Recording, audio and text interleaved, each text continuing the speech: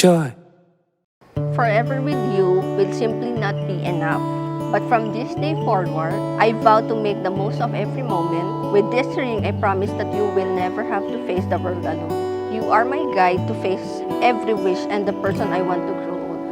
Ako'y nakatingin sa kahel na langit,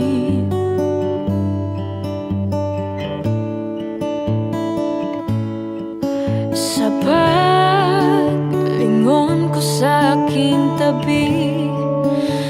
Hindi lang kayo ikakasal sa isa't isa, kayo rin ang ministro ng kasal. Salitaan nyo ang inyong gagamitin. Yung salita ay simbolo ng nilalaman ng inyong isip at puso. Ibig sabihin, kayo ang makikipagtipan sa isa't isa. Kaya kayo ang ministro sa kasal. Sa paglubog ng araw, huwag ka sanang bumitaw, huwag ka sanang bumitaw. Mami, it's been 10 years since we first met. Parang last month lang kapag naalala ko na pinupuntahan kita sa bangko para mag-ayos ng mga documents pa namin papuntang Sydney. Ang bilis talaga ng oras natin sa mundo. At kahit ganun pa man, masayang-masaya ako na ikaw ang aking kasama sa buhay. Ngayon na biniyayaan tayo ng dalawang makulit na anak, I promise to love you and our kids unconditionally and support all of you in every way that I can.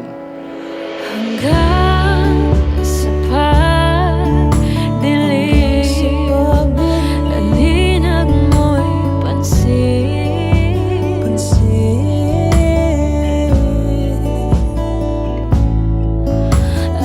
Thank you kasi pin-provide mo sa amin yung lahat ng mga kailangan namin, sa lahat ng mga sakripisyo mo.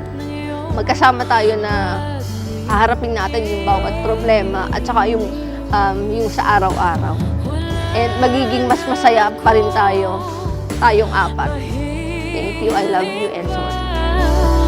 Kundi itong sandaling kasama ka. Sa paglubog ng araw,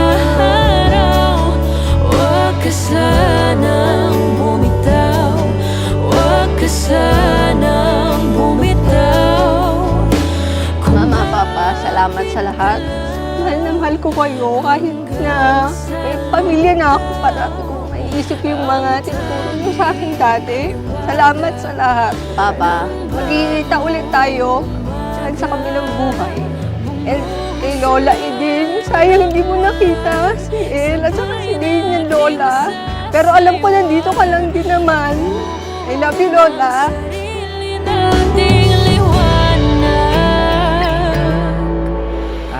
Sa mga magulang ko, maraming salamat sa lahat. Hindi ko na masabi kung gaano kadami pero nagpapasalamat ako ng madami sa inyo. Huwag ka sanang bumitaw, kumapit ka lang hanggang sa lumitaw. I look forward to raising our family and building a relationship under the care and guidance of our dear Lord.